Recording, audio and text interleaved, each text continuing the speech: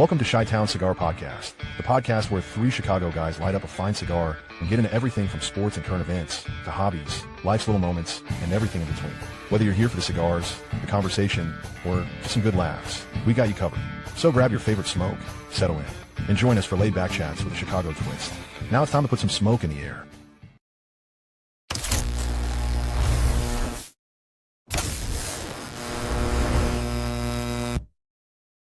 It's Tuesday night in the Windy City, and that means it's another episode of the Chi-Town Cigars. Glad you joined us live or listen to us later on Spotify and Apple Podcasts and can actually hear us. I'm Mike coming to you live from the Aganorsa Studios in Central Illinois. What's up, Marty? You ready for another show? I'm ready. Where's Teddy? Teddy's out today. That's okay. He's having a little bit of a rough week, so he's out today. Hopefully. We ran into some technical difficulties last week uploading our podcast to Spotify and to Apple Podcasts. So if you were trying to listen to it and didn't hear it, go back and we have fixed it. The first 30 seconds were there and then we went quiet for some reason, some odd reason. So, but yeah, we're back. We're back. So March Madness is on its way. Let's jump right in. Okay, let's jump right in. We got special stuff tonight. Let's jump right in. Okay, hold on one second here. We'll talk about our mission here. Yeah.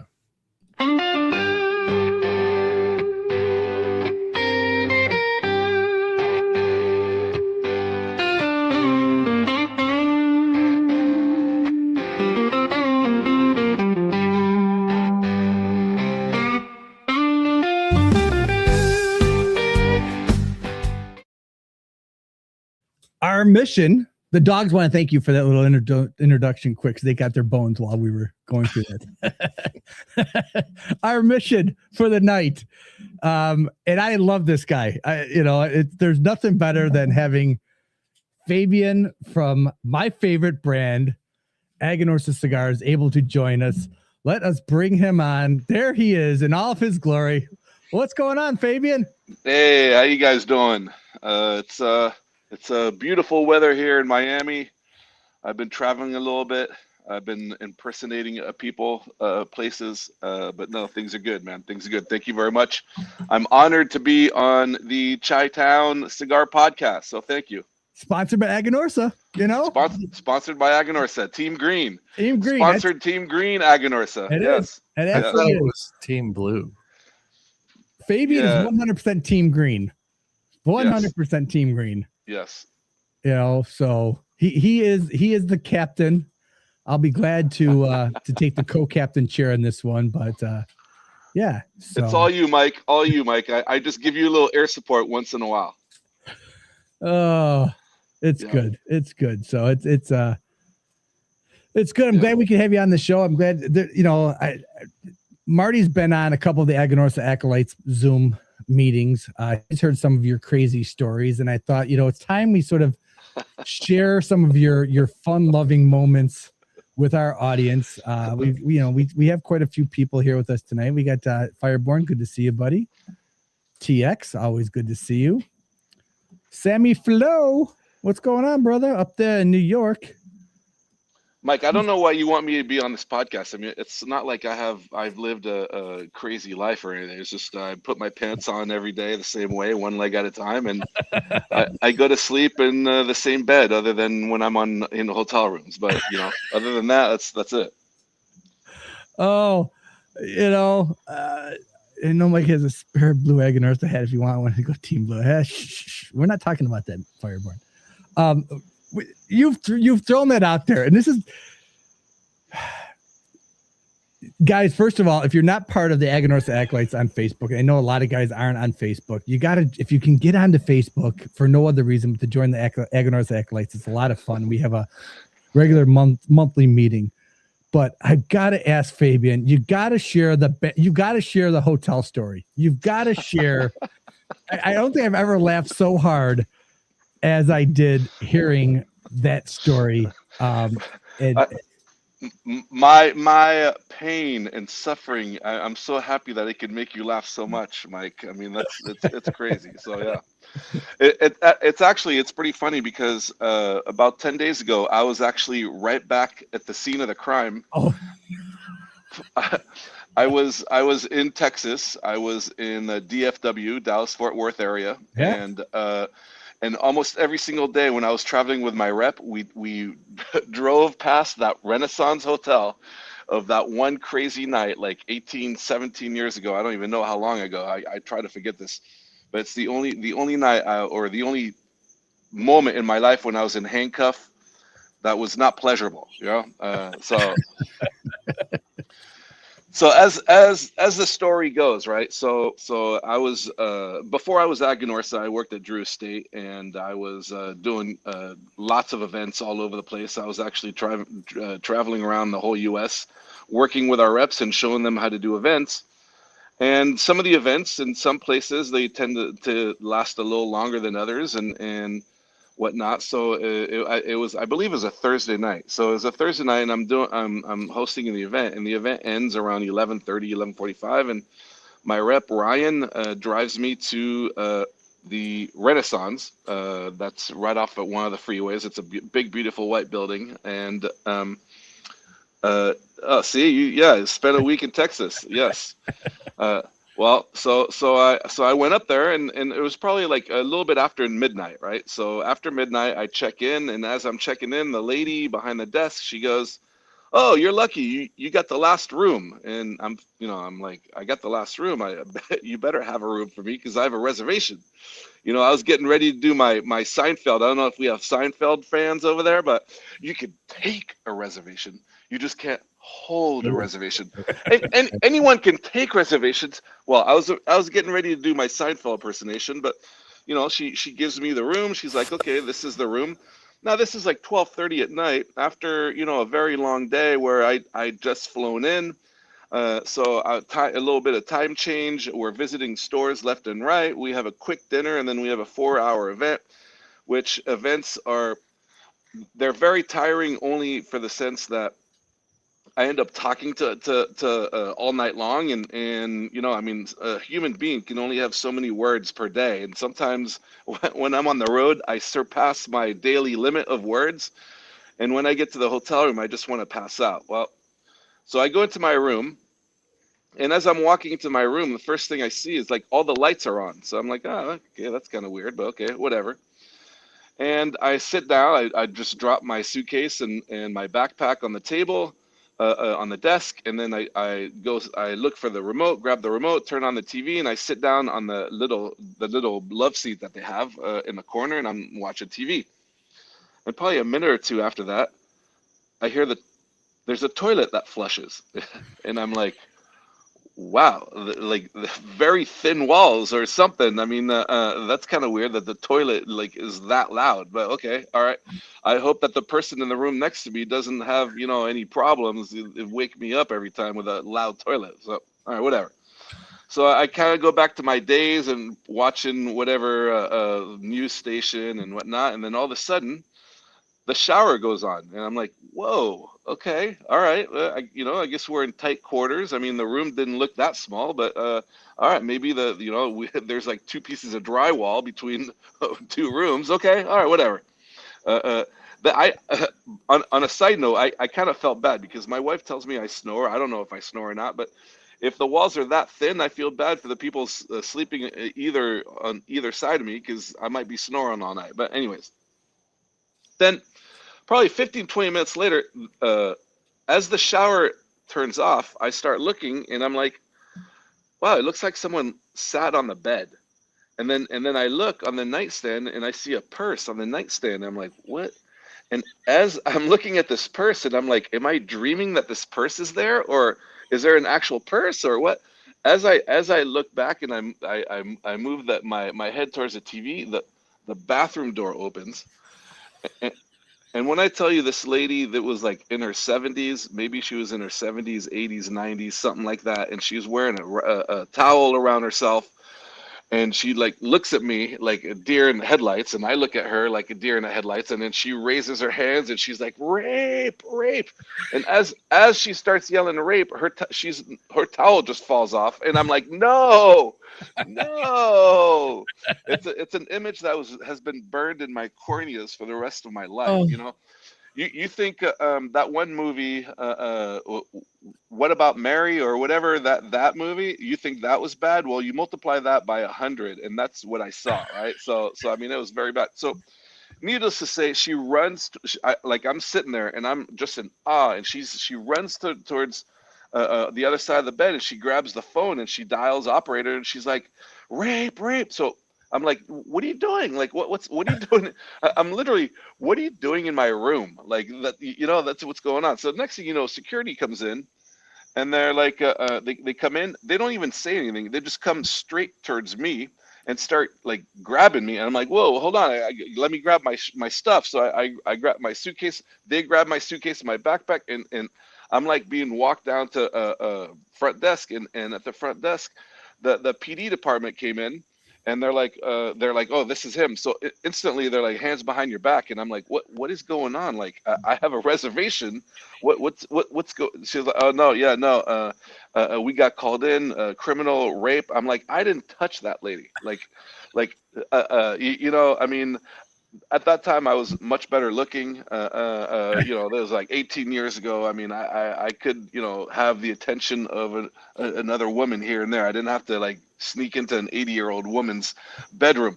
But I literally get handcuffed, and as they're taking me to their squad car, I'm like, well, don't forget my suitcase, don't forget my backpack. And they go back to grab my suitcase and my backpack. They push me in. They're like, oh, I didn't bounce my head in the car, so whatever. And as they're about to close the door, the front desk manager comes and goes, oh no, it was a mistake. It was a mistake, because he checked in the day after. It was a brand new day. It was after midnight.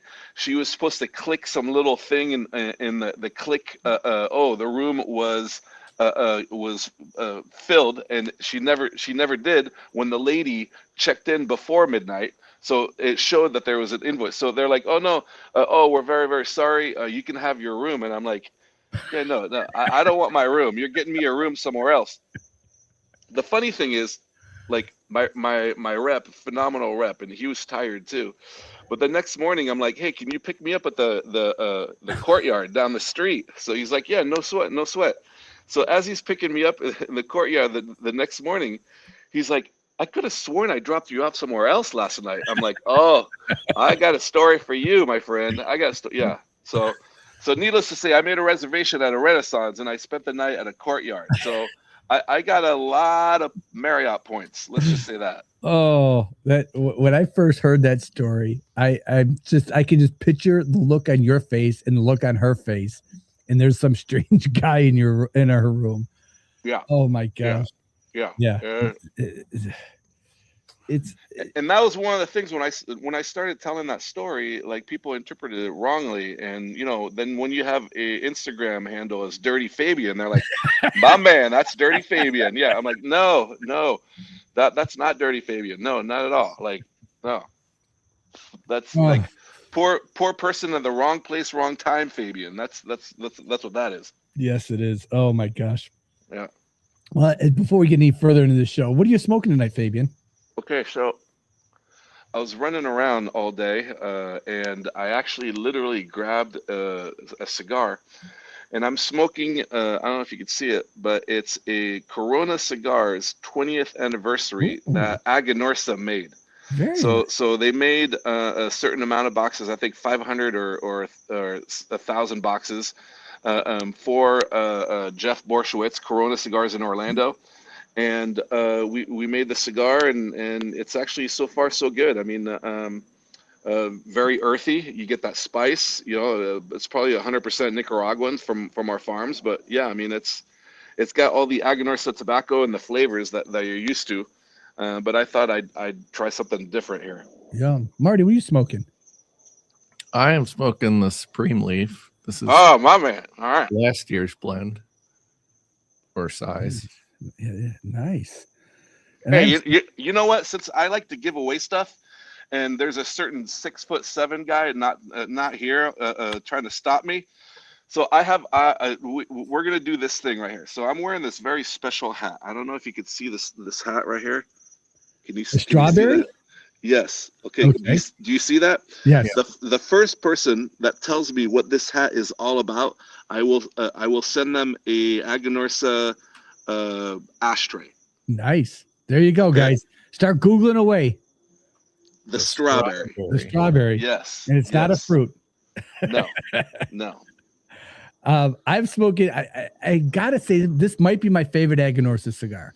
When I'm smoking the JFR 20th year, I love this cigar. This is just, this hits for me every single time. I'm on my second box, and I'm not afraid to say that. So, you know, the Super Toro. Yes, the Super Toro. Yes. Oh yeah. Are we allowed to say what that blend used to be, or no? You can. I'm more than happy to say it, but go right ahead. I don't. Hey, there's no lawyer here right now, and he ain't around, so I think you can say whatever you want to say. Let's just say that it's we'll keep it like kind of secretive in a sense. But there's a company that we used to make cigars for. Two specific blends. We actually made like I think 4 or 5 altogether. And no, it's not the Florida Strawberry Festival. But we used to make a few blends, and when this blend, which used to be which now is the JFR 20th, when that blend came out, I believe it was the number 2 or number 3 rated cigar of that particular year. Now, Mike, you probably know exactly what year, but I want to say it's like 2017 or 2018 or 16, around there. And unfortunately, a couple years ago, this gentleman, which actually is a really good friend of mine, I actually used to work with him at another very small company. We helped that very small company become a very large company. But he started his own company, and I went with Aganorsa, and he decided to go somewhere else. And as Terrence and I used to go around to stores, and people were telling us, "Oh, the new blend isn't what it used to be. This was a good blend. We wish we could have it back." And then, needless to say, we're looking to make a splash with a 20-year anniversary of JFR. It's our very first line that they made. And 20 years is a big thing, and we knew we had a proven blend, and then we weren't complete dicks in a sense where we copied the exact sizes. No, we have the exact blends, but we put them in true JFR sizes. Yeah. So there is the Super Toro, which is a 6.5 by 52.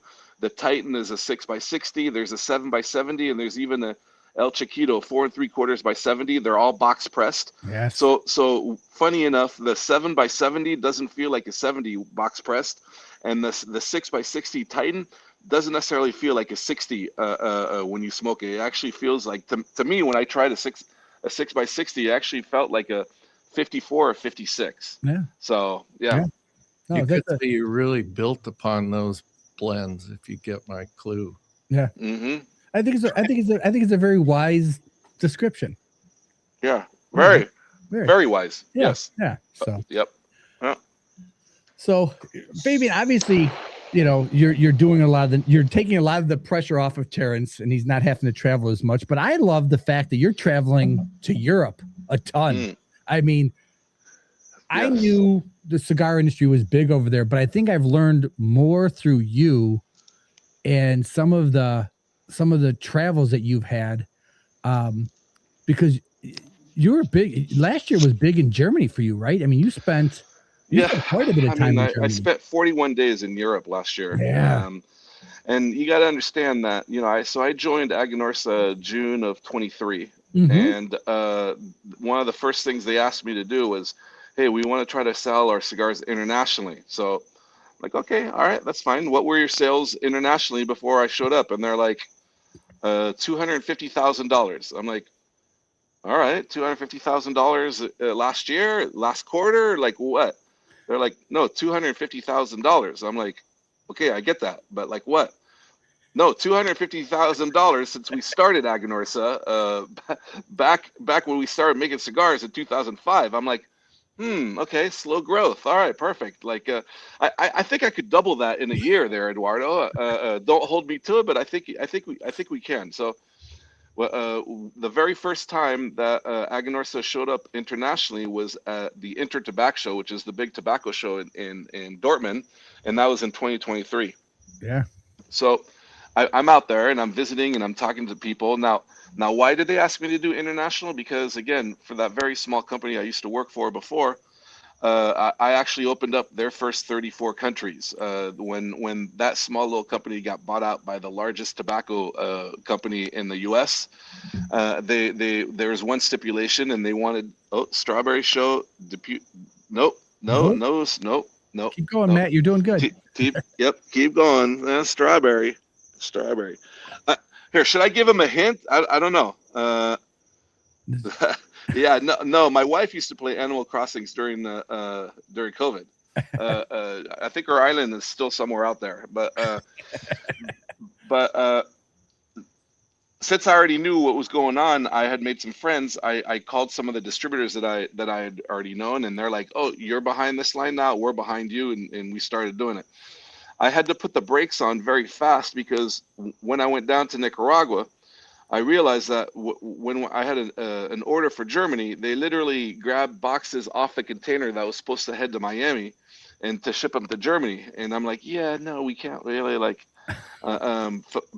back order ourselves in the U.S., Mm-hmm. the number one market in the world, just to fulfill an order in Germany. So I literally had to go back and start the whole business, international business, at the factory from the ground, and little by little. Now, with that said, um, we've been since 2023 September, so that's like 2.5 years. Mm-hmm. We've surpassed the $1 million mark already, and we're doing very, very well.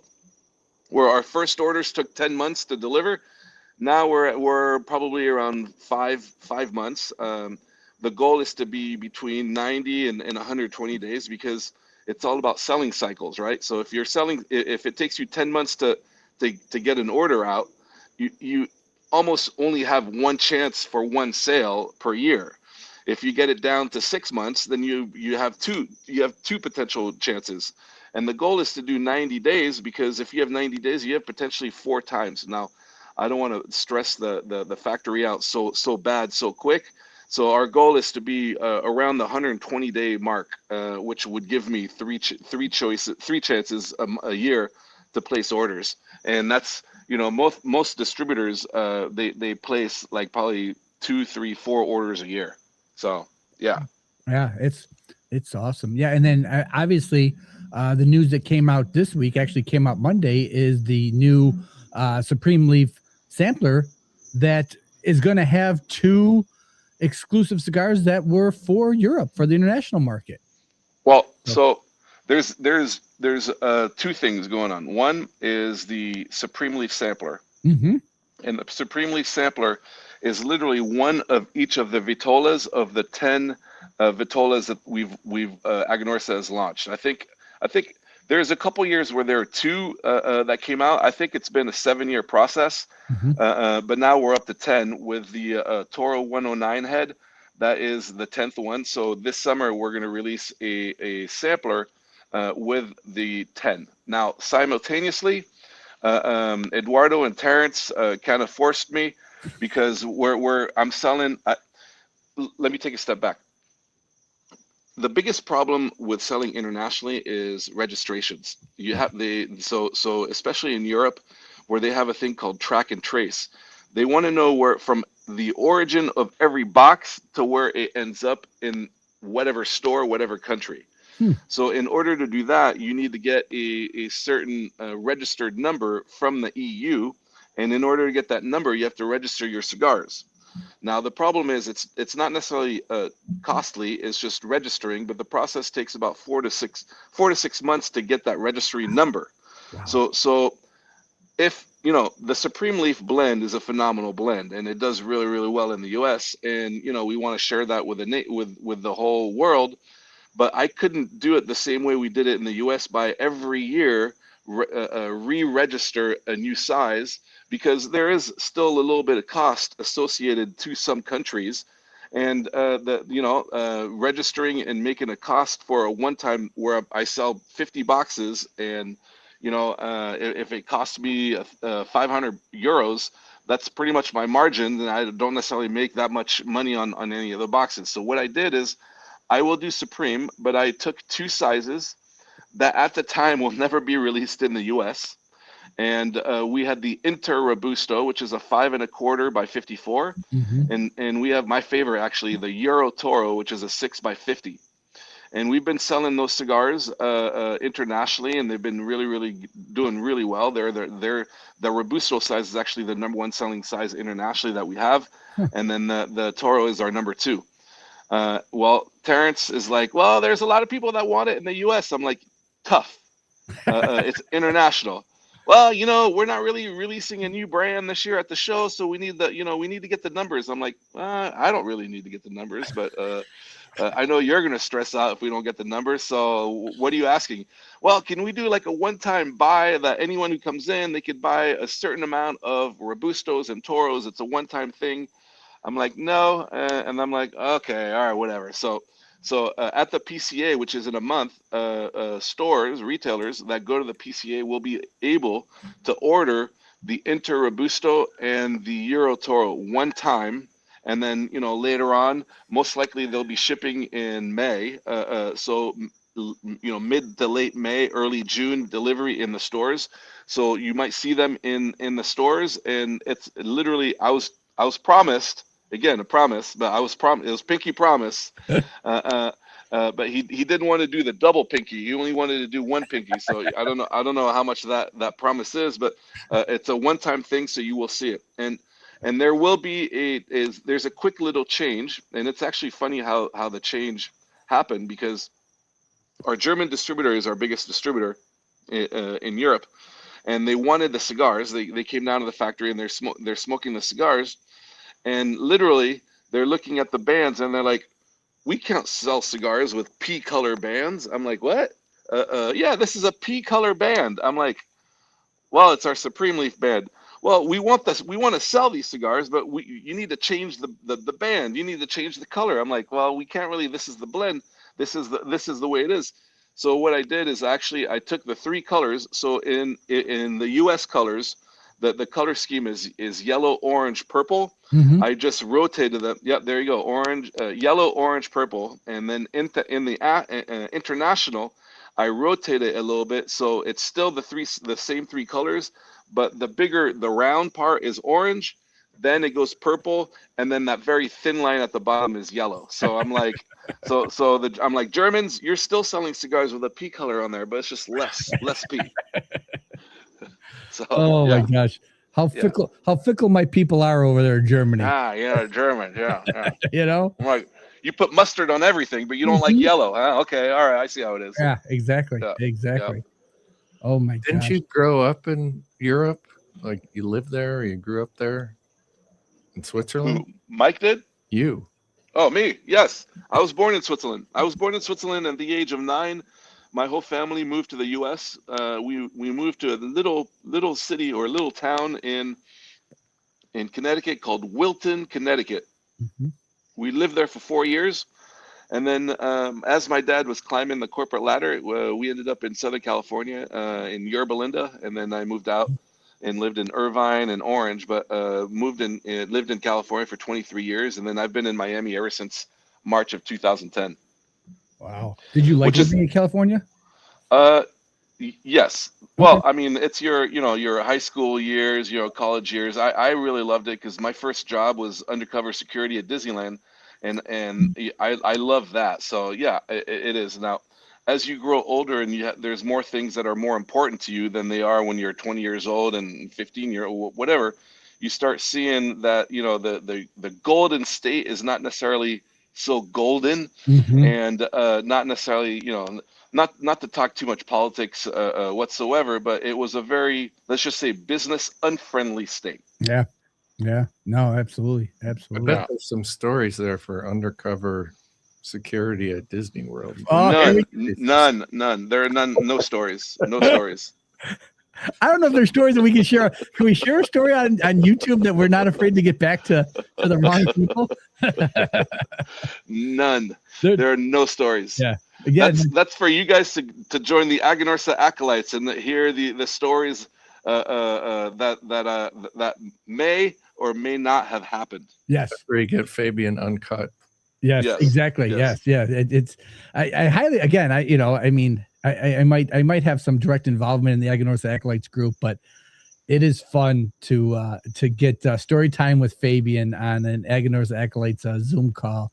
We're getting and more. some of these You stories. mean Darryl Strawberry of the New York Yankees? But no, that's not it either. Fireborn's I'll got give a lot of guests.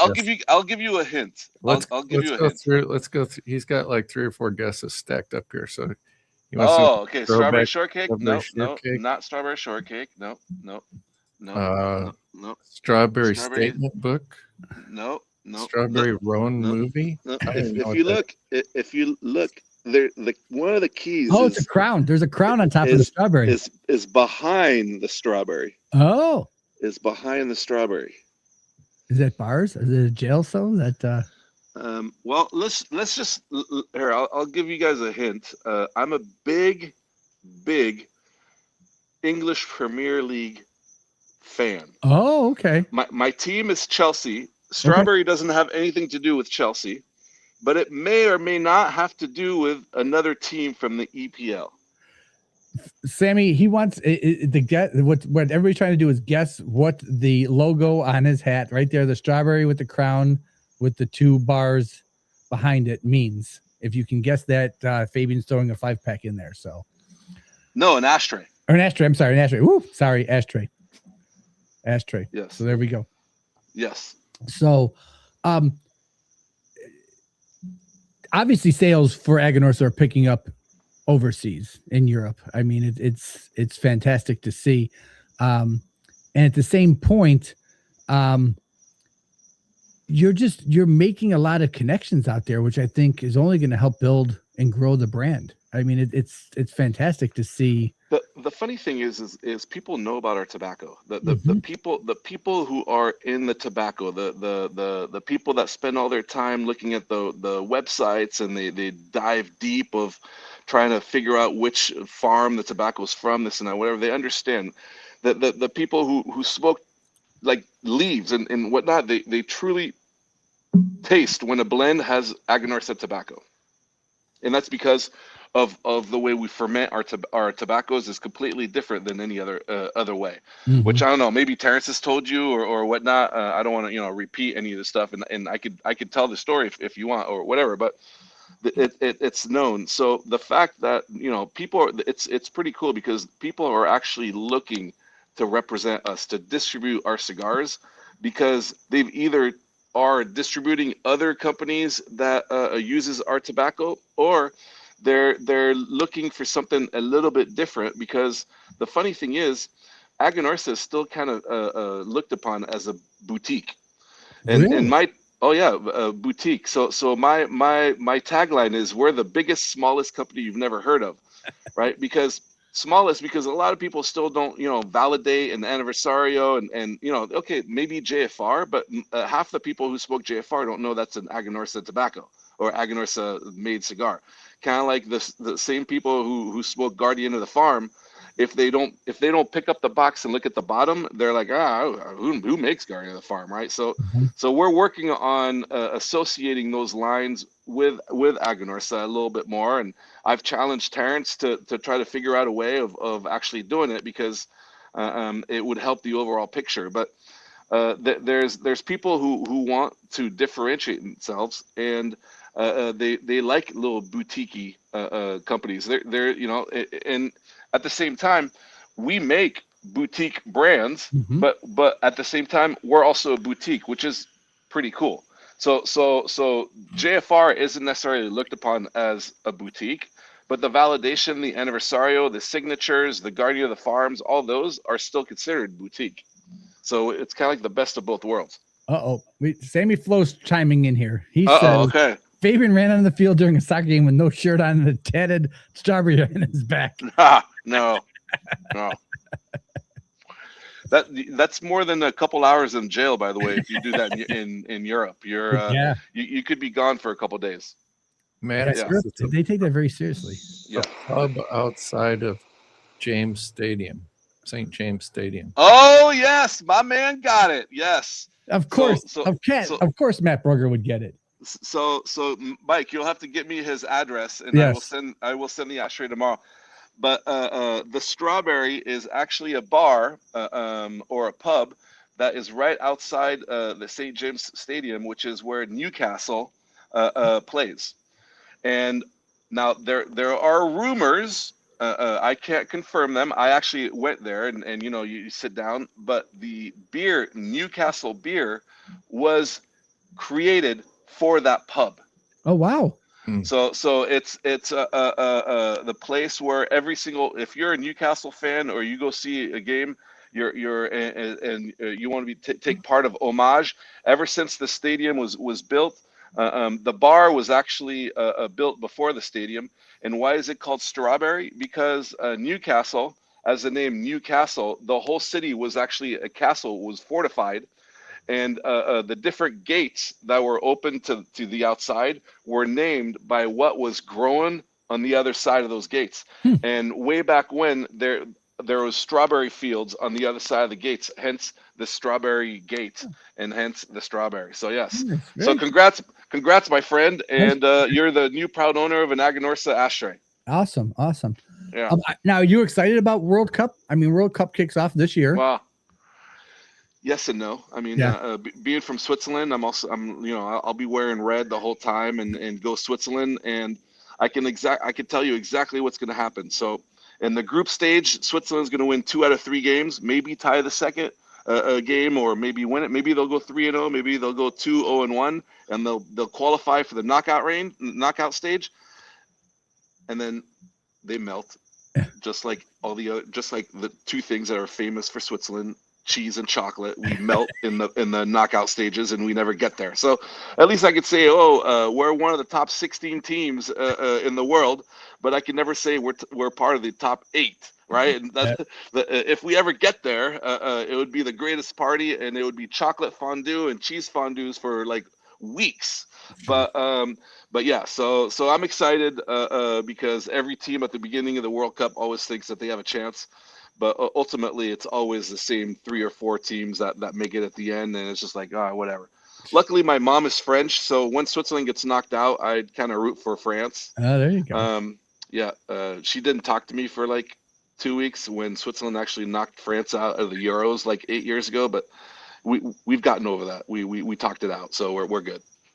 Nice. I have a very strange connection to World Cup, this is back. It was in Chicago. Was it 94 or 96? I can't remember what it was. 94. Okay. I was working at a very, very, very large hotel in downtown Chicago, and the general manager was German, 100% German. And he decided we are going to support the World Cup. And we were the closest hotel at the time to Soldiers Field, which is where they held it at. So he came up with this crazy idea, first of all, to put a huge soccer ball on the helipad on top of the roof, which was 27 stories high. So in the 27th story, he put this large soccer ball, figuring this would attract people to the hotel. And then he decided he was going to make all 3 ballrooms of the hotel.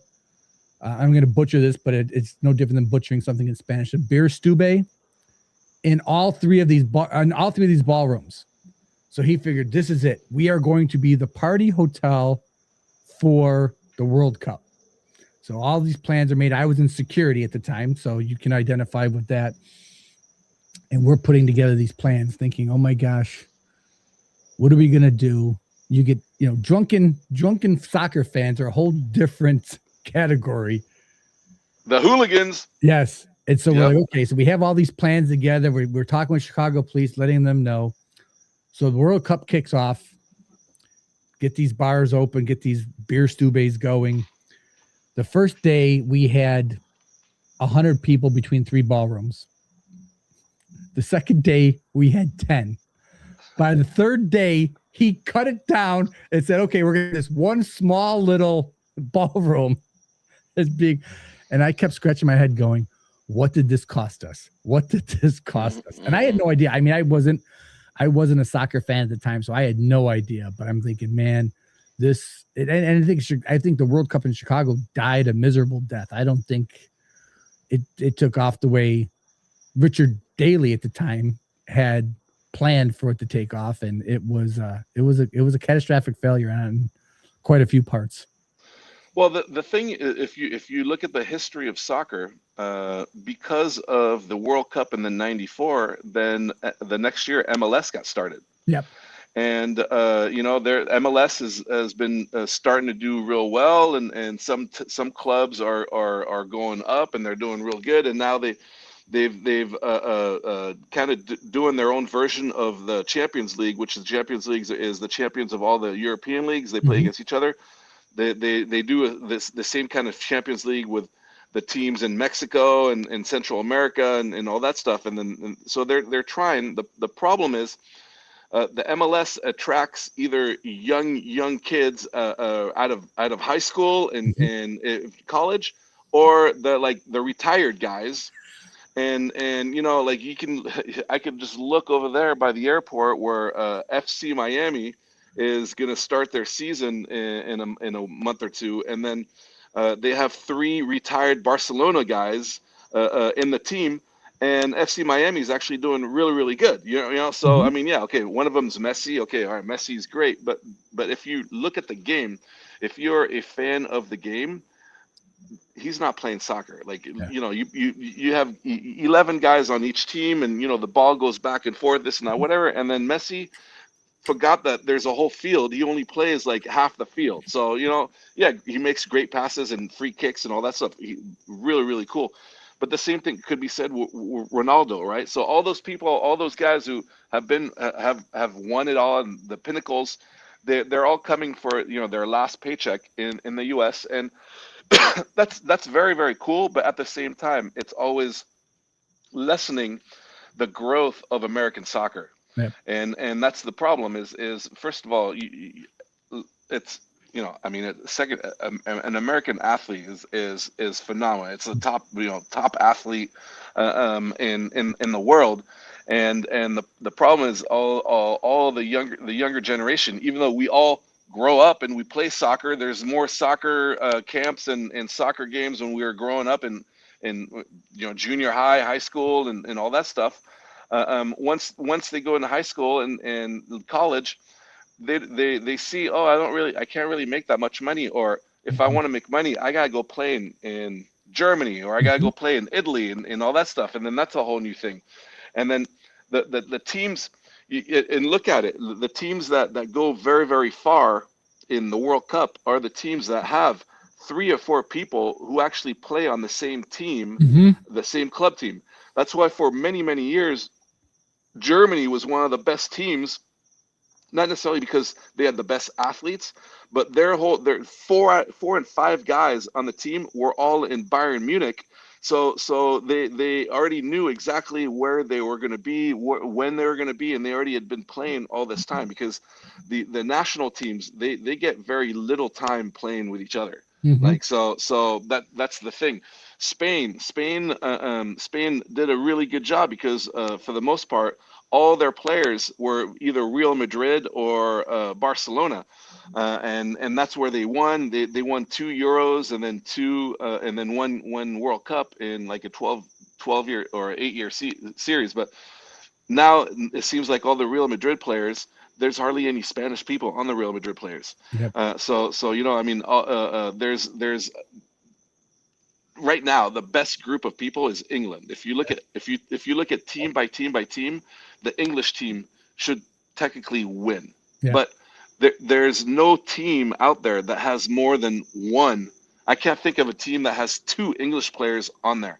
Yeah. So all 11 starters are playing on 11 different teams, so they could be the best. It's kind of like basketball where the reason why there's teams that go really good for a long time is because it's the same core players, and they already know what each other's doing and their actual moving and the passes, the behind the backs or the blind passes, because they already know the guy's going to be there because he's been there already 100 times. Yeah. That's the problem. Yeah. America's got some great athletes on the team, but the America, they have players playing a little bit here, a little bit there. They have, I think Pulisic plays in Italy. Then they have a couple other people that play in England. They have a couple people that play in Germany, and each country has their own different style. So not only they have to learn different styles, but that some of the styles don't blend with each other. So yeah. And I think that's why, I mean, to move it over, but I think that's why you see the American women do so well, because so many of them do play on the same team. So you have 2 or 3 players on each on the American team that are on the same. So you've got 11 people, and you've probably got 3 groups that all play together. So it's like, oh, hey, we know what's going on out here in the field. So yeah, you're absolutely right. Let's take a break here, and then we're going to come back and we're going to talk to Fabien about what's coming up and some of the things that are going on over in Europe. So we'll be right back. Looking for the ultimate eyewear experience in Chicagoland? Discover Eyewear Fix, your premier eyewear store for over 28 years. From sunglasses to sports glasses to safety gear, we've got it all at every price point. Bring your prescription, and we'll handle the rest.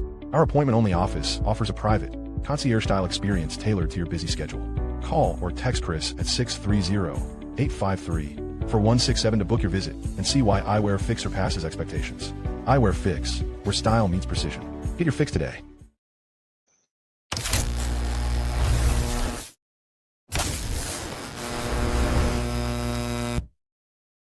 This episode of Chi-Town Cigars is brought to you by Aganorsa Leaf Cigars, where cigars begin exactly where they should, with the tobacco. Grown from authentic Cuban seed tobacco on Aganorsa's own farms in Nicaragua, these cigars are built in flavor, balance, and craftsmanship. No gimmicks, no shortcuts. From the first light to the final draw, you taste the difference when the leaf comes first. Aganorsa Leaf Cigars. Leaf is our strength. So, Amen. Amen. That lighter you have, it looks like you could singe off your eyebrows with that pretty easily. Okay, so does this look familiar to anybody? Star Wars? Yes. Pretty That's cool. my lightsaber. Yeah. Darth Vader has no chance against Fabien when it comes to that lighter. No. Well, I do have a Star Wars story, and actually, that lighter means a lot to me because it's actually a funny story. So literally, I started with Aganorsa on June 26th, and July 6th is PCA. Right. And so we all go to Vegas, PCA, and I've known Paul Palmer, or as he likes to say, Paul Palmer Fernandez. I've known Paul for, I've been in the industry since 2000, so I've known him for a good 20 years, and I see him here and there and this and that, whatever. He has a great taste palette and whatnot, and but he was just a guy at Tropical Tobacco, and then at Casa Fernandez, and then and at Aganorsa. So you spend all day long at the trade show. You're talking this and that, whatever, and then at dinner. Some manufacturers, they take out some of their customers for dinners and this and that, whatever. And I'm listen, I go to restaurants probably 200 days a year, right? I mean, I'm not bragging, because all I really want is a fried egg or homemade macaroni and cheese. But when I go to a restaurant, I'm not going to the steakhouse and you get all that stuff. I just want a nice burger. So for many years, I just go to, I have many friends who own cigar stores, and those guys are down at my level, and we just want burgers. And I used to take people eating the burgers. So I'm making my plans for dinner plans, PCA, just, because that's what we do. And Paul tells me on the second night, he's like, hey, what are you doing for dinner? I'm like, oh, I'm going to dinner over here. He's like, hey, mind if I join you? I'm like, oh, you didn't make any plans? He's like, no, I don't make plans. I'm like, all right, yeah, come on by. So he joins our dinner, and I'm actually with Ryan, who's our rep in Texas, and a couple of the guys who have stores. And in the middle of the dinner, Ryan's like, oh, you got to tell them about your Star Wars story when you're at Disneyland. I'm like, yo, dude, that's a 45-minute story, man. But we got time. needless to say, I told the story, and I got my shake, and I got my fries, and I got my burger, and by the time I ate that stuff, my shake was warmer than the burger. My fries were colder than my shake, right? So I'm telling the story. The very next morning, Paul shows up like a couple minutes late, and he goes, "I have something for you." Now, this is actually funny because, Terrence. I was talking to Terrence, and I'm like, "All right, cool, Paul." And then he hands me this, and he goes, "That story last night was probably one of the best stories I've ever heard. And when I walked by, I saw this in a booth, and I haggled them to a negotiable price, and I got that for you. So here you are." So this was given to me by Paul Palmer Fernandez. And at the same time, Terrence goes, "Hey, Paul, I've been working with you for 6 years, and you've never gotten me anything." Now, the funny thing is Fabien says he started 2.5 years ago and PCA, but that really wasn't the pinnacle of the time that you started. And I will share the pinnacle, the time that you officially arrived at Aganorsa was in August of that year, because you made your debut at the Cigar Dojo Docella, and you were behind the grill cooking food for us minions. So that was the first time I really had the chance to meet you. And I'm like, oh, okay. barbecuing brats. That's absolutely. And to let everybody know, and hold on, Sammy Flo, it's like reading and having your boss staring at you going, I've got to nail this, because if I don't, he's going to go back to Terrence and go, what the hell are we sponsoring right now? I tell you what, Mike. I mean, there's a couple times where we talked about my Star Wars story, and if you want, I don't know how often you do this show, but if you do a show anywhere around May 4th, we'll figure out a time, and I'll go on your show, and I'll tell you the story. Absolutely, every Tuesday. We're consistently hitting every Tuesday, so.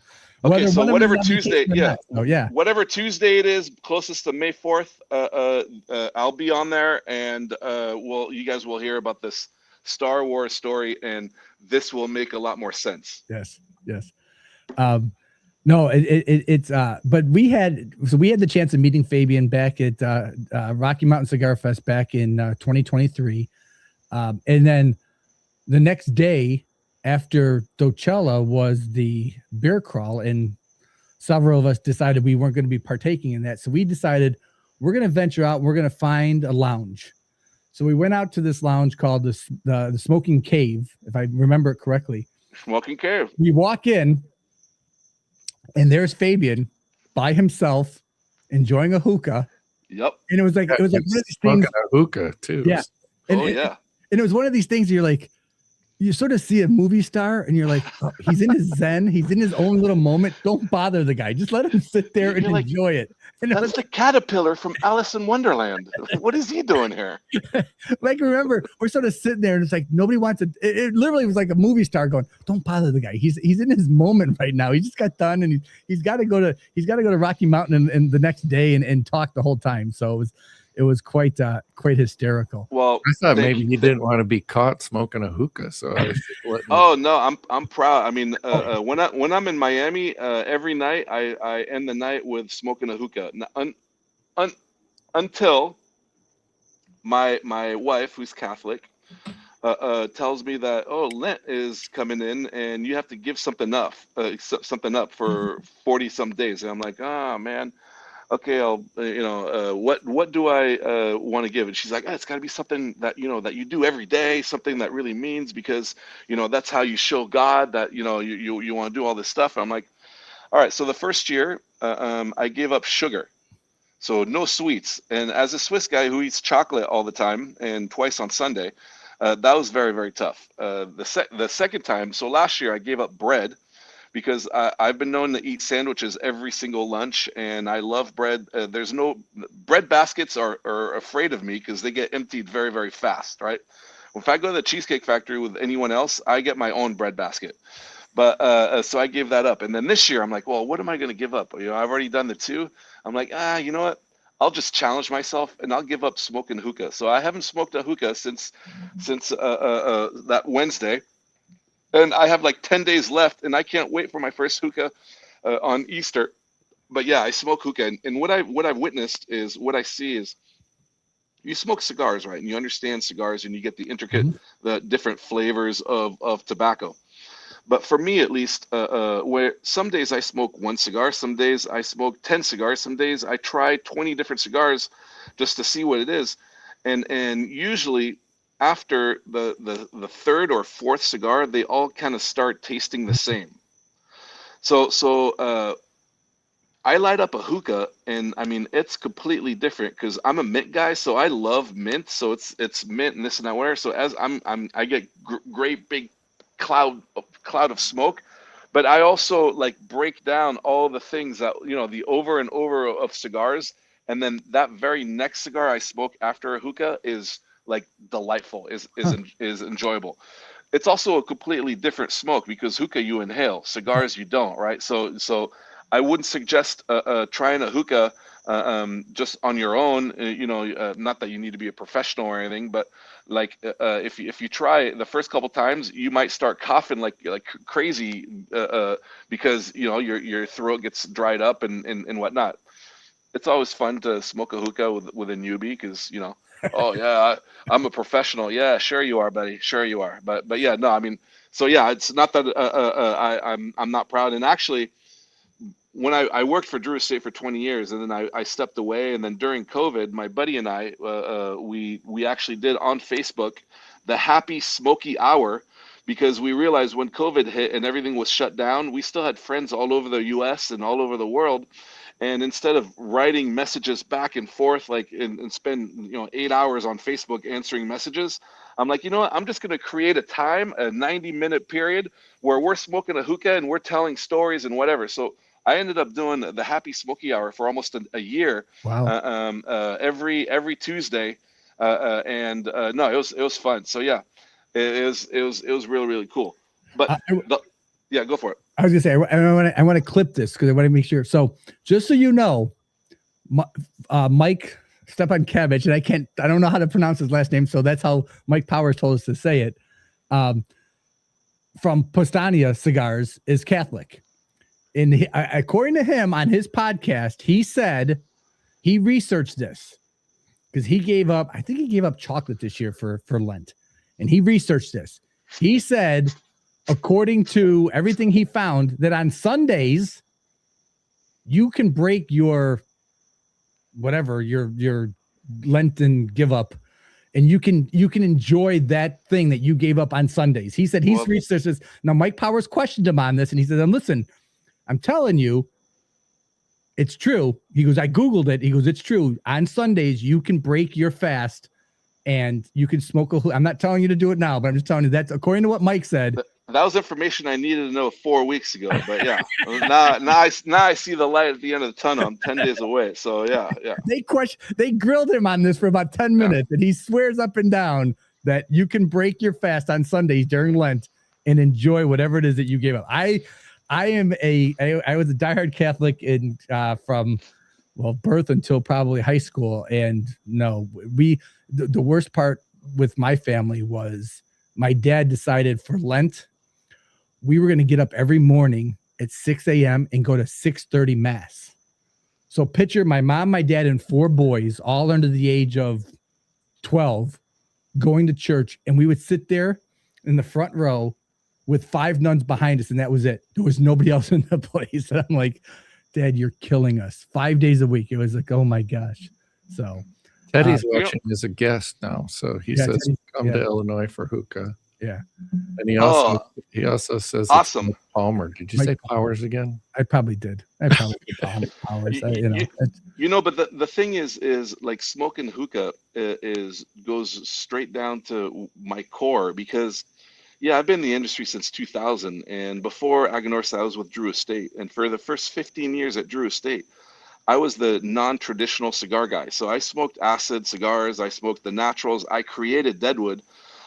So smoked Deadwood, Ambrosias, Isla del Sol.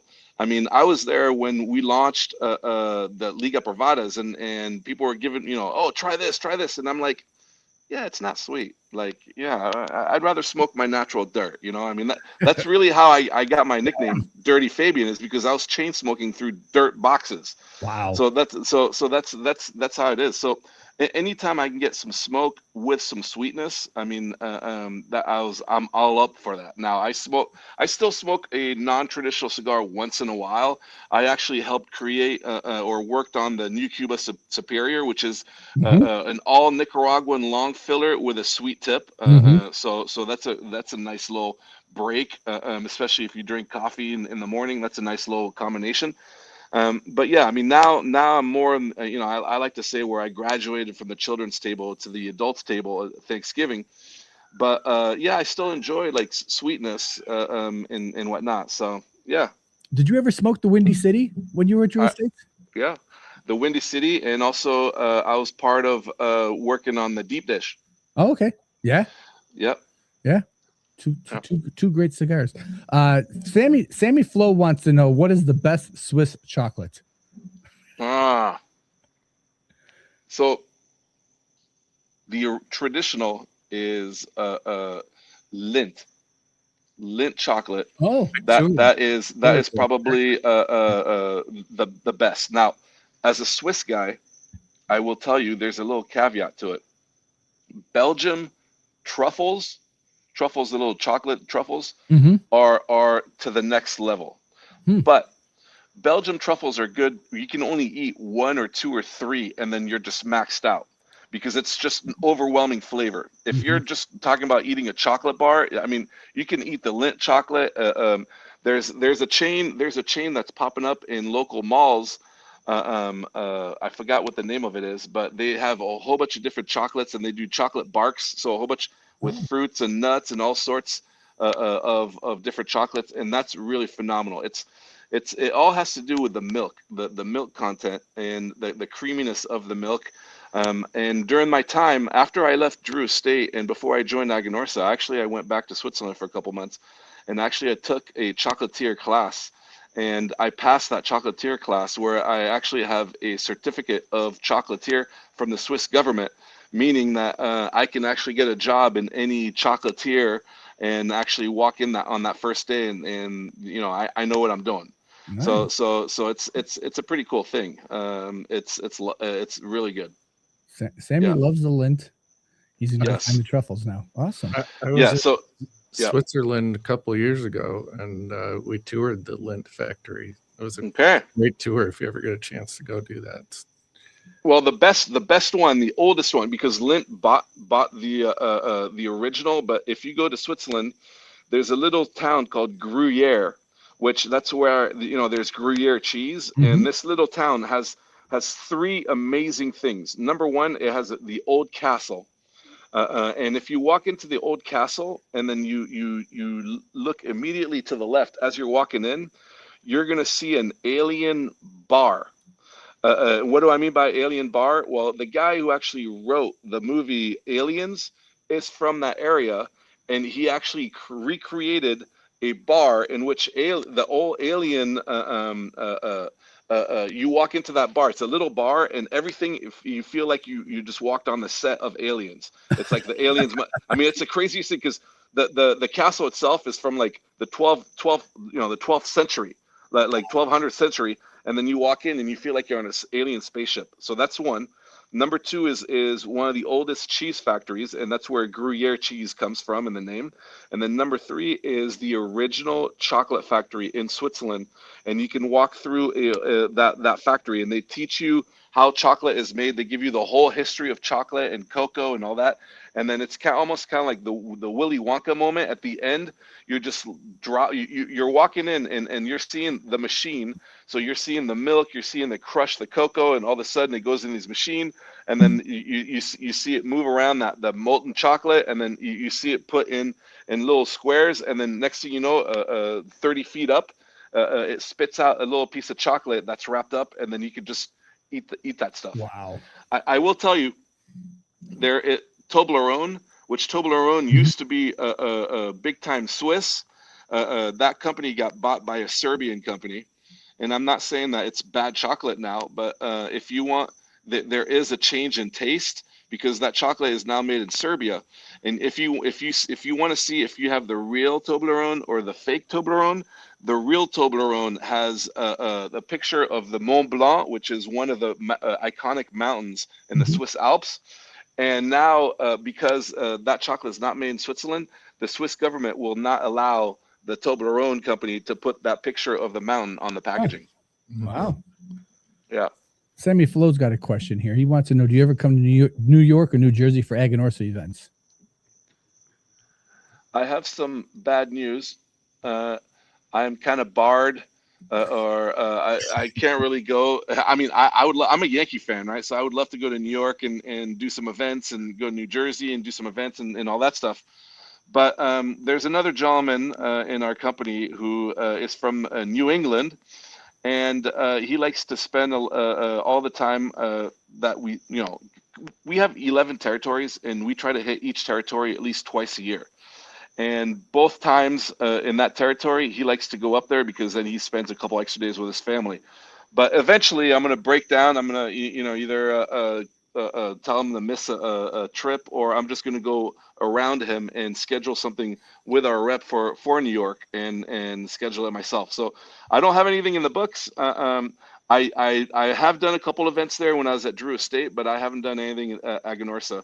The closest places I've done some stuff in PA, and then also Delaware and Maryland and all that stuff, Virginia, but no, not in New York and not in New England. Didn't you recently impersonate him somewhere? What are you talking about? Terrence was at 2 events in 2 completely different states at the same time. I don't know what you're talking about. How can that be? I will say that the Terrence that was at the Great Smoke, he'd done Team Blue wrong, because he was wearing a green shirt. That's all I'm saying. And I can tell you right now, throughout the Great Smoke event, there were a lot of green Aganorsa shirts. Yes. So, I say what you want, but Team Green is showed up in March here. So, and speaking of which, your counterpart will be in the Illinois area. I think in April or May, he's going to be at Goodfellas doing a very expensive event. He is? Yeah. There's a very expensive event down in Goodfellas in Decatur. All right. Okay. And it's now I do know that in the Illinois, Wisconsin area, there's an event that I go to all the time because they're friends of mine. The Little Smoke, which is in Delafield, Wisconsin, and I'm getting a date for that sometime soon. I'm going to talk to my rep, but sometime during that week, we will do something somewhere in Illinois and whatnot. So there will be some dates in Illinois and Wisconsin, and that's towards the end of August. Yeah, your rep Joshua Scarver, good friend of the show. Joshua and I talk quite a bit. I've put him onto quite a few different lounges and told him to go hit these lounges up to try to get Aganorsa into it. So, so PCA's coming up. We talked about the sampler pack for the Supreme Leaf, and then also you guys are debuting the Tubos, the Connecticut Tubos. Yes. Yeah. So it's the Anniversario Tubo. It's a 6x52 round in that beautiful blue tube. And unbeknownst to me, it wasn't on my when I applied for the job, but they're like, "Oh, you're in charge of new products now." So I'm like, "Oh, okay, all right." And then Terrence is like, "Hey, you know what? We don't have a tube, so can you make a tube?" I'm like, okay, all right. Well, I took my favorite blend, which is a Connecticut Anniversario. If anyone's never tried it, I suggest you try it. It's not your average Connecticut. I mean, it is a medium body, medium strength Connecticut. A lot of flavor. You don't get any bitterness from that Connecticut wrapper. It's phenomenal. Isn't that blue? I thought you were it's blue. Yes, it's blue. But I'm spray painting the inside of every tube green. So we're staying up late. Pre-production, and Abe and I we got spray cans. Yes. Yeah, no. So we're releasing those. Those are probably going to hit stores like late May, early June. And then we've already released it a little bit in a few accounts, but if I were to ask you the number one selling size, the answer would be Toro. Toro is the number one selling size, and one of our better brands is Lunatic, and we had a Lunatic Habano Toro called the Hombre Libre. It's a 6x54, and for some reason they never made a Maduro, so we're releasing a Lunatic Maduro 6x54 Hombre Libre. Also, there's a few stores that have just carried it. We started selling those in February to a few of those stores, but it's going to be readily open to all that stuff. The reason being is there was a situation at Aganorsa in a sense, and I'm gonna open up the curtains, and you're gonna see what goes on, how the sausage is actually made, right? Heard it here first. I know you guys didn't ask for this, but everyone wants to know how hot dogs are made. Well, so I get to Aganorsa and I look at their price list and I'm like, oh wow, there's 178 different cigars. We have like 19 brands, 178 different cigars. Okay, that's cool. All right, it is. The average store usually carries between 20 and 40, but okay, whatever. We have 178. And then unbeknownst to me, I'm in charge of the factory now. So I'm like, oh well, now that's a problem. 178 different cigars, that's a problem, because we can't make 178 cigars all the time, every time, and we're gonna run out of stuff when we make stuff we don't really necessarily need. So I spoke to the powers to be, and we agreed that this year we are actually going to discontinue 4 lines. And once we run out, we run out, and we're waiting until we run out of packaging. And in some of the SKUs, we're going to run out of packaging a little earlier than others. But by the end of the year, 4 lines are going to be discontinued. So ultimately, there's going to be, I think, 32 or 33 SKUs are going to be off. And if any of you guys, if those are your favorite blends, I apologize, but it is what it is. Maybe those blends are going to come out later on in new stuff. Maybe they won't. But if any of you guys ever smoked or you enjoy the Buena Cosecha, you know where to get them. Get them now, because once we run out, we run out. The Casa Fernandez Reserva, both in Maduro and Corojo, once we run out, we run out. The XT JFR, so the JFR box pressed, once we run out, we run out. And there's a reason why we're canning those, is because we have the JFR 20th, different blend, but we don't need 2 box pressed at the same sizes. So XT is going out. And then the last one is the Lunatic Torch, which I shouldn't say this, but if you ever really enjoyed the let's just say Tatuaje Brown label, the very first batches that were made by Pepin in Miami with Aganorsa tobacco, that Lunatic Torch may or may not be that blend. Now, it also comes with a shaggy foot and all that stuff and whatnot, but those 4 brands are going to be gone. So that's the reason why we decided not to come out with new brands, to add more facings, as we're trying to erase facings. And at the same time, we have 2 new tobaccos that just finished from fermentation, 2 years of fermentation and some aging. So we're known for Corojo 99, Criollo 98, and then Corojo 2012. And now we have 2 new tobaccos. It's a Criollo 18 and a Corojo 2020. And I've smoked fumas of both of them. That 18 is so powerful. I mean, it almost knocked me down. A little fuma almost knocked me down. I need to water down that a little bit.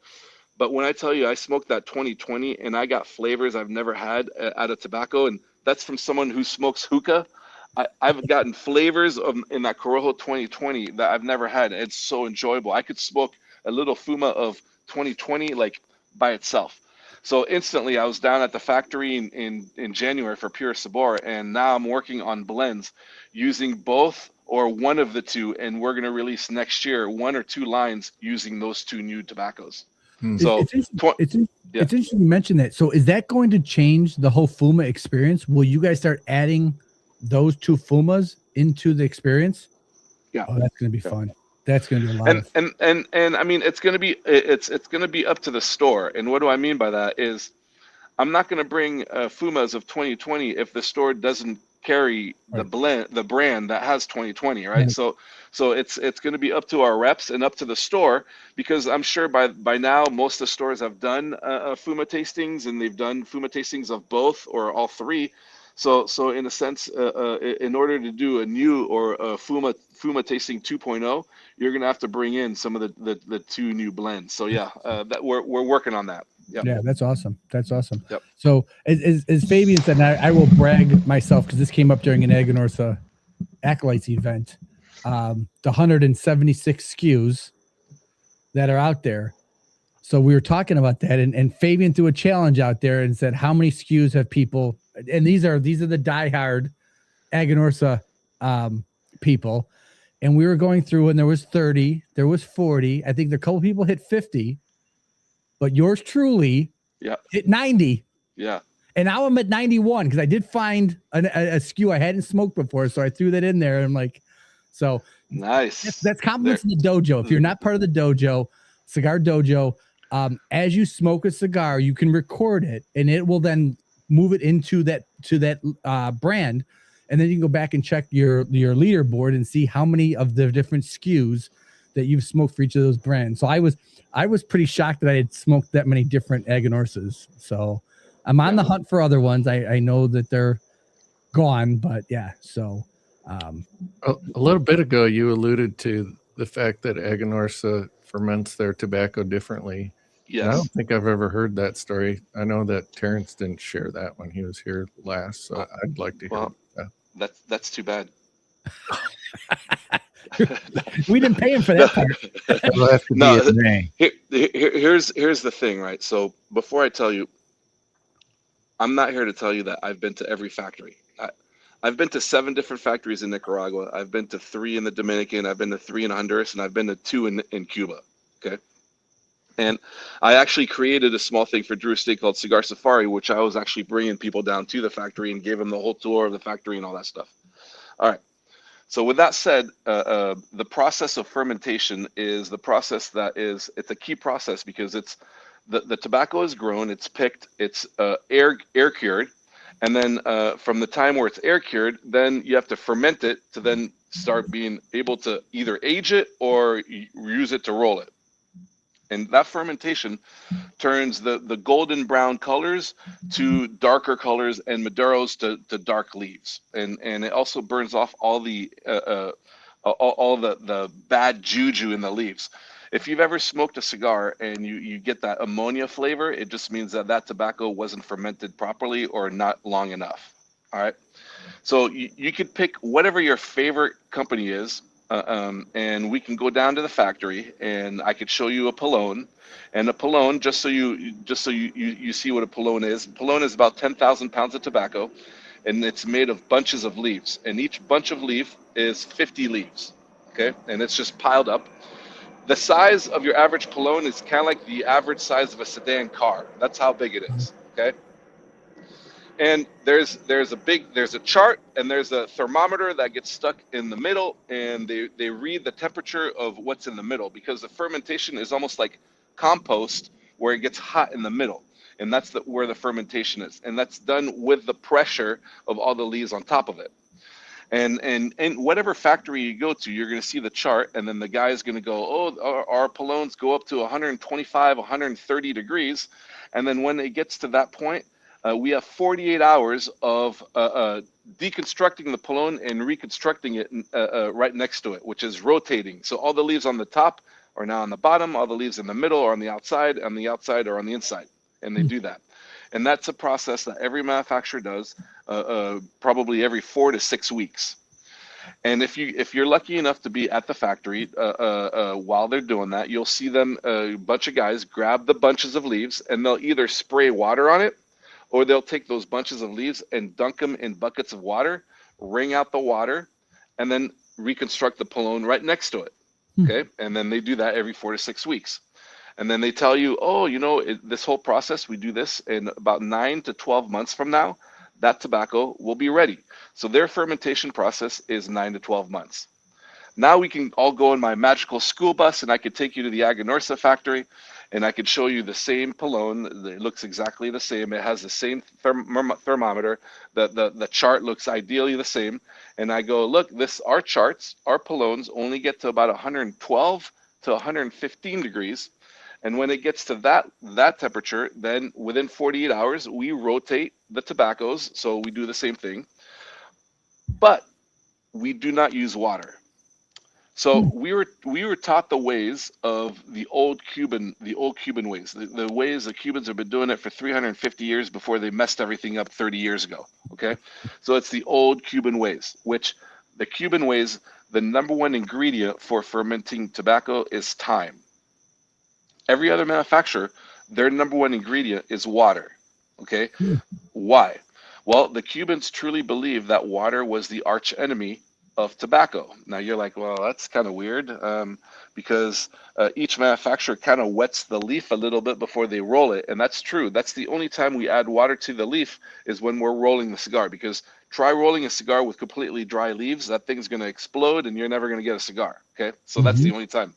But why is water the arch enemy of tobacco? Well, imagine this. This is the part of the presentation where we're going to get very, very personal. And I don't judge, okay? I don't judge. But most of us take showers daily, if not weekly or monthly. I don't judge, okay? But what happens in the shower? Mike, I don't want to know what happens in your shower, but in my shower, when I'm washing the skin, I'm washing with soap. I'm washing the oils and the smells off my skin. So anytime you put water on a leaf, which the leaf is very, very oily, because as we're sitting around smoking cigars, the flavors that we get are directly correlated to the oiliness of on the tobacco. So when you add water, there's a chance of the oils and the water to mix, and then when they wring it out, it goes. Don't take my word for it. If you're at the factory and you spend the whole day at the factory and you see the guy with the 2 buckets of water in the morning, that water is crystal clear.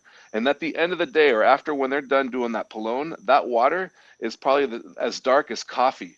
And what happened was, every time they dunk the leaves in, some of the oils get left behind, and that's what darkens the bucket. And that's not oils that you ever taste. That's oils that were kind of taken out. So because we don't use water, and the water is the one thing that speeds everything up, because we don't use water, we actually use the humidity that's in the air, which we're lucky we're in Nicaragua, and it's around 70% humidity every day. So there's that. We use the pressure and the outside humidity, and our fermentation process takes no less than 2 years. Wow. Okay, so that's the main difference. Every manufacturer can do this process, but the reason why all the manufacturers don't do that process is because the majority of the manufacturers don't have farms, so they're always buying tobacco, and in order to get that money back, is they need to sell those cigars. Hence, they need to push the tobacco through the system a little bit faster. For us, we're the largest grower of tobacco in Nicaragua. We're second in the industry, so we have plenty of tobacco in every aspect of it. So yes, we do sell tobacco before we ferment, and we sell tobacco after we ferment. But you better believe that tobacco after we ferment comes at a much higher cost than the tobacco before we ferment. There you go. That's fermentation 101 with Fabien. Yeah, I learned a lot there. Yeah. That's very interesting. And the other thing is, when you're talking about a cigar, right? So in a cigar, there's 2 scales. There's 2 major scales. Now, as a manufacturer, as people in the industry, we've done a pretty crappy job because we use the same word for both scales and we confuse everybody. Full body could mean 2 things. So you have one scale, which is strength, which is directly correlated with nicotine. Okay. And then you have a second scale, which is flavor, which is the flavors. But full body could be full strength, or it could be full flavor. So if someone goes to a humidor and asks for a full flavor cigar, and you give him a full nicotine, that's probably gonna be the last cigar he'll ever smoke, because he'll just get wiped down or whatever. To understand the difference is, when you're smoking a cigar, the flavors are what you taste. So the hints of cinnamon, the spice, the earthy tones, the grassy notes, the nuttiness. Those are the flavors. Mhm. Nicotine is not something you taste. Nicotine is something you feel. Maybe you've smoked a cigar and then you try to stand up and you just get lightheaded for a second and you just have to sit back down. That was that nicotine rush that you weren't ready for. Mhm. You feel nicotine, you taste the flavors, and that's the difference. Yeah. So if you go back to the tobacco at Aganorsa, strength wise, we have mild, medium, full strength, all sorts nicotine. But flavor wise, we don't ever do anything to rob any of the oils off the leaves. So our tobacco starts at medium flavor, if not go up. We Mhm. don't have any mild flavored cigars. Yeah. No, absolutely. No, it's evident. I mean, it's evident. That's why I enjoy them so much. I enjoy the notes and the strength of the cigars. So fantastic. Sammy Flo says that your soap is from the chocolate dove from the Swiss mountains. Yes, yes. Oh, that's fantastic, and I love having you on because you're so free of sharing your thoughts and your Hey, insight into this. you know what? I've done a lot of good things and I've done a lot of bad things. And if I could tell some people about my good things, great. And if I could tell some people about my bad things so they don't do the same mistake, then I feel like a blessed person because I feel like I've helped someone. So I'm ashamed of some of the things I've done, but I've learned from all this stuff. And um, I you ask a question, I always say is when I meet someone and they're like, "Oh, can I ask you a question?" I'm like, "Well, be careful because you may not necessarily like the answer, but you're going to get the answer and whatnot." And it is what it is. I mean, I'm blessed. I've been in the industry for 26 years. If 27 years ago you would have told me, "Hey, you're going to be in the tobacco industry for 27 years," I'm like, "Hey, you're full of crap," because literally I smoked my first cigar 3 days before I got in the tobacco industry, right? So a lot of people get into the tobacco industry because they already enjoy cigars. I I didn't. I just fell into it, and that's a story for another day. But yeah, I mean, it's cool because ultimately I can't be doing what I'm doing without all you guys that are out there smoking cigars. And if I don't want to give you any information, I truly believe a better smoker is a informed smoker. Mhm. So I give you information, and you do whatever you want with that information. I never say, oh, it's my way or the highway. It's just a way. The- Me being a Yankee fan, they always say there's the right way, the wrong way, and the Yankee way. Well, there's the right way, the wrong way, and there's just the way. Yeah. And you do whatever you want with that information. And that's So what I think. That's what I think is so great about this industry, this lifestyle, what we all enjoy, because everybody has their own flavors, everybody has their own desires in smoking a cigar, and that's what we all come together with. I mean, we had a herf this past Saturday, and there was nobody smoking the same cigar, and everybody's like, "Oh, this one's really good." And so it's this point of just enjoying it and learning and growing and discovering, hey, this is a different cigar and I really enjoy it. And somebody else might not like it, but that's okay. That doesn't, it's just not yeah, your cup of tea. yeah, If we're all smoking the same cigars, that's bad for the rest of the brands that are out there because everybody's smoking this cigar and nobody's smoking this other one. So yeah. it's fantastic. And here's the thing. So I always question people. They're like, "Oh, my favorite cigar is you know XYZ." I'm Hmm. like, "Oh, okay. So you only smoke XYZ?" He's like, "Well, I smoke 9 out of 10 times I smoke this cigar." I'm like, "Oh, so what's your favorite food?" "Oh, I love spaghetti and meatballs." "Oh, so do you eat spaghetti and meatballs 9 out of 10 times?" "Well, no. Every day I eat." "Oh, okay. So your food is different, but your cigar is." Maybe there's some other cigars out there that you might enjoy, and if you don't try them, you'll never find them. Hmm.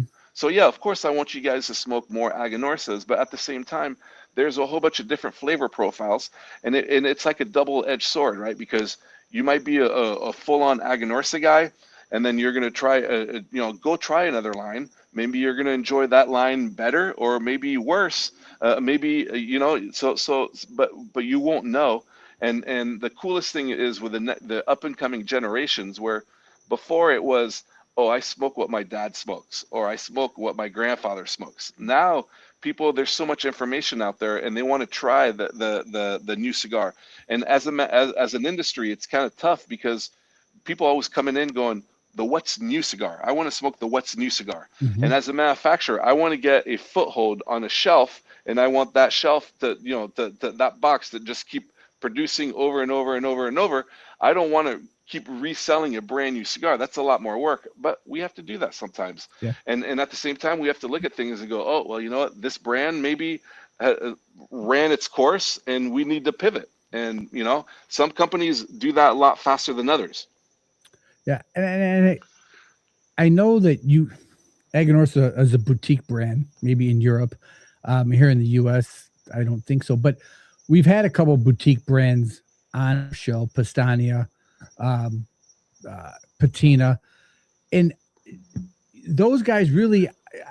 I guess my question to you is: do you find excitement with the boutique brands and what they're doing because it's pushing you guys and Aganorsa to do different things, or, I mean? I guess the question is, how do you feel about boutique brands right now?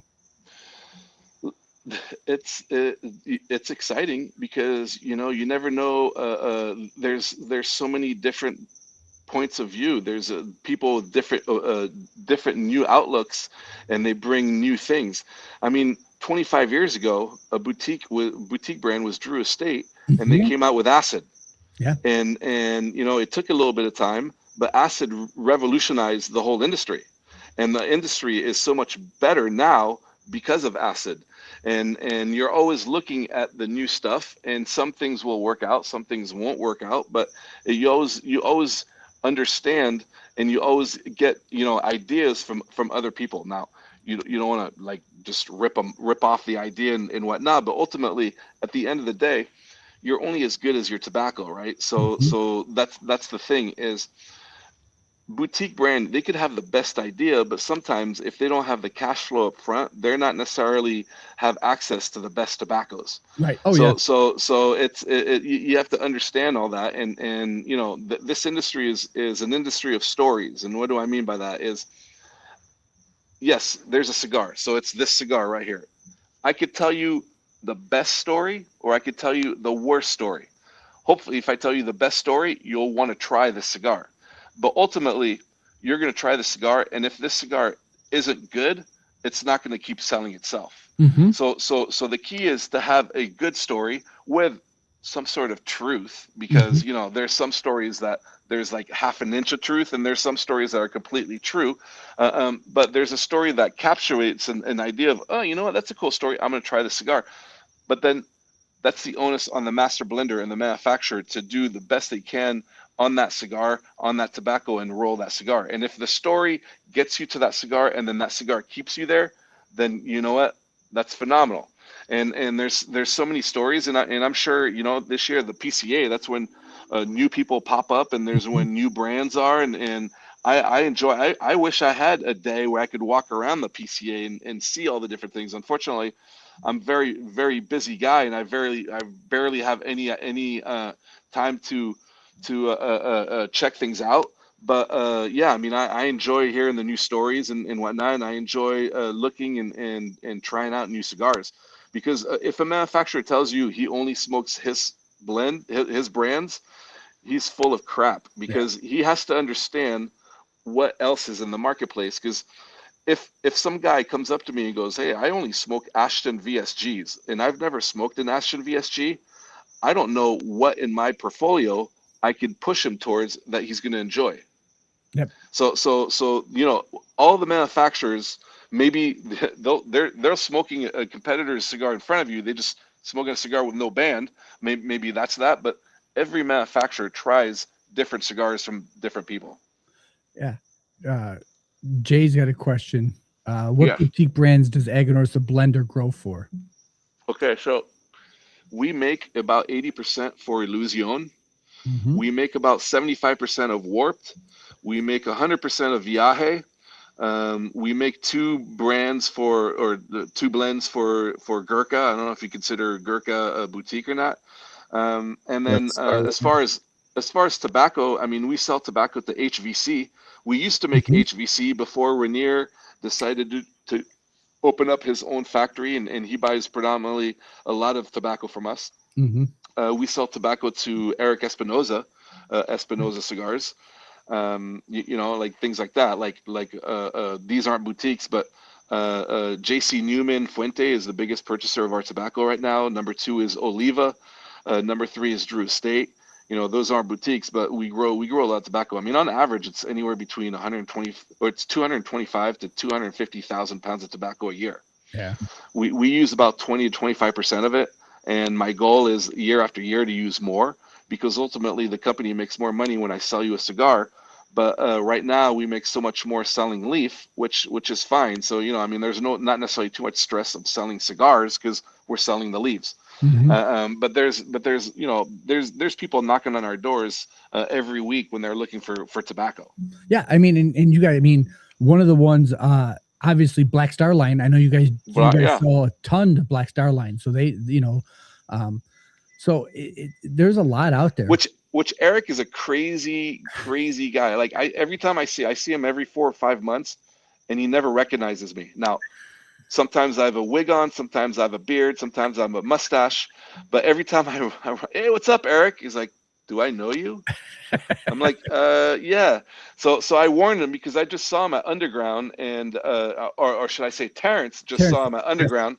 And I warned him that, hey, next month, Eric, I won't have hair and I'll have facial hair. So hopefully you recognize me this time. So he had a big kick about it. But no, Eric's a phenomenal guy, and that's a great story too. Like Chicago firemen and all that stuff. We make some cigars for them too. Yeah, we've had him on. We've had him on the show, and yeah, I mean it's great. I mean, you know, I you know, I've said it enough. I'm an Aganorsa whore. But at the same point, you're going to be hard pressed to probably find a cigar that, or a brand that at some point hasn't bought Aganorsa tobacco, and it's in there, you know. We're the only grower of Corojo 99 in Nicaragua. So right off the bat, if a manufacturer tells you he's got Corojo 99 from Nicaragua, then you know it's Aganorsa tobacco. Yeah. Now there's Corojo 99 grown in Honduras by the Roa family, so that's used in Aladino and some of CLE's blends. And there's a manufacturer, La Galera, there's that guy who grows Corojo 99 in the Dominican, but different soil, different flavor profiles. But we're the only ones that grow Corojo 99 in Nicaragua. Yep. Well, awesome. Marty, any other questions for Fabien? No, I'm excited. I'm a big Corojo fan, so I'm kind of excited to get some of these blends with the Corojo 2020. Yeah, I'm looking forward. I'm looking forward to that. You know, so awesome. Well, Mike, you're gonna have to twist Terrence's arm, because I'm like the sample mule. So I go down to the factory all the time and I bring back a whole bunch of samples, and they never get past Terrence's desk. So I was lucky enough to score the Lancero. Okay, there you go. Now, you know, and that I'm not a big Lancero fan. I'll say that, but that Lancero was really, really good. Was really, really good. And Marty, you just had the Lancero this past weekend. Yeah, the Anniversario Corojo Lancero. I had. Yeah. Very good. Yeah. Oh, I mean, there's so much. You know, we obviously, being a sponsor of the show, we try to talk about it as much as we can, and to highlight what Aganorsa is doing. We love you guys. We love everything about, or I should say, I love everything about Aganorsa. I think it's exciting. And Terrence, you and Terrence are probably the most accessible people there are out there. I mean, for Terrence and you to take time out at once a month to steal all of our ideas, as Terrence will say during the Zoom call, tell me what you want so I can steal it and call it my own. Well, the funny thing is you and Terrence come up with a date, and 36 hours before, he's like, oh yeah, everyone on the Aganorsa Acolyte Zoom call, they want to hear stories from you. So can you make it? I'm like, dude, it's like tomorrow night. Like you're lucky I don't have a life, Yeah. So yeah, I'll be there. And sometimes, I did one from Nicaragua. I've done remote ones. So sometimes it's a little tougher, but yeah, I mean, it's funny. I try to go on as many as I can. And I sometimes I get a little more pressure, like hey, you haven't been on for like 2 months, that like the people really miss you. I'm like, really? They really miss me? Well, there's a lot of not so much dead space when you're on there. When it's only me, there's a lot of, like, how's the weather there? And I'm like, all right, dude. Like, yeah, okay, I'll be in. Yeah. And sometimes I'll be in a little bit later. Sometimes, whatever. But yeah, it's fun. It really is.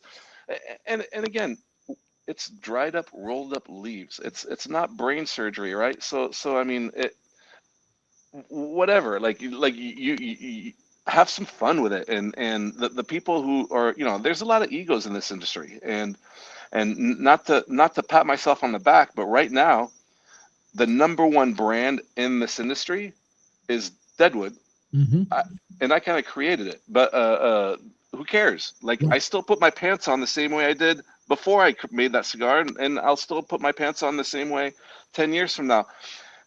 It doesn't, it's no big deal. And if anyone wants to listen to me, then by all means, I have to be, I'm going to make myself accessible to it, because I'll be very lonely the day where no one wants to listen to me. So, my wife has already heard all my stories, so there it is. There's a ton more out there. So again, Oh yeah. I will push the Aganorsa Acolytes group over on Facebook. We'll definitely have Terrence back on, or Fabien back on the show to share. I think Matt Brugger told me that May 4th is on a Monday, so May 5th is a Tuesday. So There you go. We'll get Terrence, or God, what is going on? I got Terrence on the brain. We'll have Fabien back on the show to share his hysterical Star Wars story. I've heard this thing, and it will make some of you scratch your head and look at things a lot differently. But we appreciate you being on the show. Marty, Thank why don't you close us out?